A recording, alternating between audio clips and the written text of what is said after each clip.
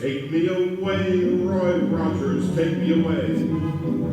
Where genetically engineered deer and antelope play. I eat therapeutic cubs from a gang of hairy loves, and I don't give a hoot if they're straight as an arrow or gay. Sure hope they don't smell funny, doused with Nelly Eau de Cologne. And what if they call me honey? Shoot, I'll ask for a bunk of my own. I'm going to read two poems that seem paired in a way. One of them I think I've heard Kenward sing, but I can't do that. White Attic. The white attic rests among dripping trees with unrolling tunnels and trembling luggage. Around were dens, all kinds of dens, and dazzling fruit to weary the wind. The sun would end, and we'd smoke among the trees, our weary arms tenderly relaxed. The urn faces a tree of unequal height. When it came, I grew, moved 2 rooms in town, where I reach out at night and bat the far air. Air. Sight impinges on air, divvying it up, night sky into a cup, black earth, good omen, full of mica, suspended overhead. It's July, I'm full of joy. No steam heat, no cream teat, no dream meat. Just walking around, watching the cup dump its load right on my head. Cool black jelly, full of glints, hints, to remind me of air. Happy birthday, Kenward. The next reader is Bill Corbett.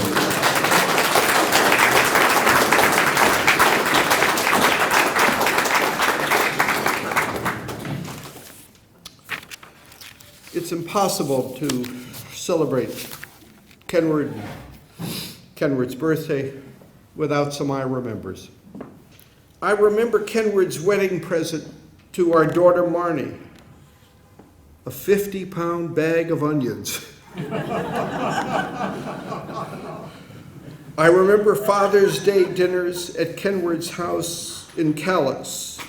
Joe served homemade pesto sauce, frozen the summer before. Turning the turd-like lumps over with his fork, Joe said, "Looks like horse shit." "Don't," Kenward whispered. "Tell Beverly the menu." I remember a bitter cold March Sunday night in Boston. Kenward was in town, staying with us while appearing in a film on his work, being shot in the abandoned Premier Delicatessen, not far from our South End home. That night, we gave a goodbye party for Fanny Howe, who was leaving town to teach in San Diego. Afterwards, and it was after midnight, several of us drove to the Premier to watch Kenward at work. They were setting up a shot. It took so long, I remember falling asleep and waking to Kenward in mid-song. That was it for the night. 2 of Kenward's relatives needed a ride home. They got in front, and Kenward, still in drag, sat in back.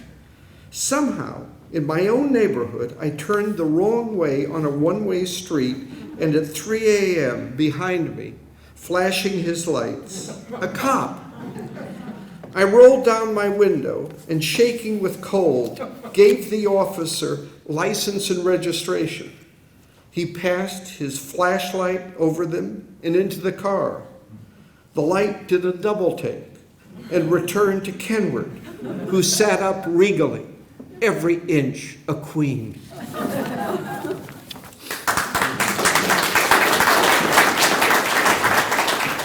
feel like if I start talking about Kenward, I may never stop. I think he taught me more about how to be a person in the world than any poet I know. And he has this kind of a way of being an ethical gossip, so that you can say really mean things and he will be enjoying and happy that you've said the mean things, but he won't say the mean things back.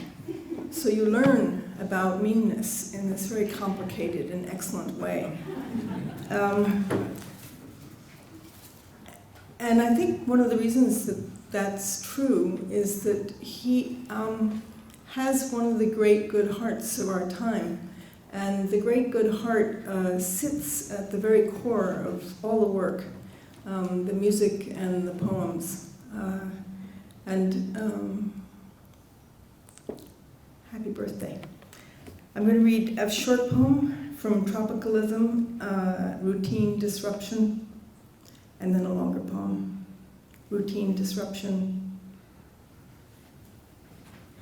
Going way back to dusty road, before cars, silent walkers. Come to junction, avoidance of junction. Run towards woods, green field gives way, whole, plummet into it. New universe, exciting freshness and strangeness. The strains don't apply here. Accidentally reborn, head home.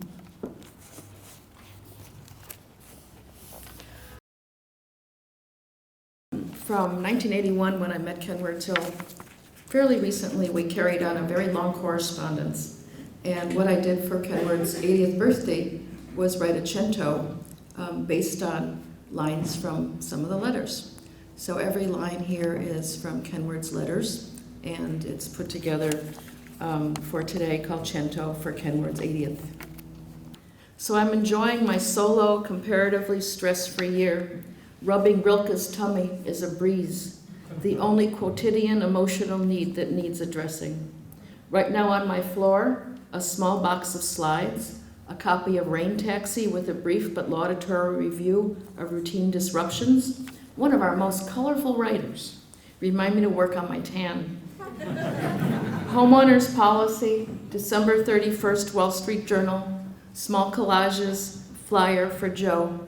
Next song by you-know-who, 1988 date book, Oxford Dictionary, Payne-Weber Transactions, Heritage Propane Annual Report, front page of Boulder, Colorado Daily, with photo wearing Tisa wig, memo, get it Xeroxed.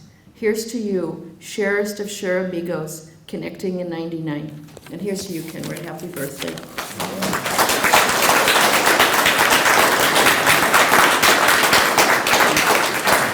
The circle widens voraciously at a 2, 4, 16, etc. ratio, racing the fat vehicle that lives on air, sky, what have you.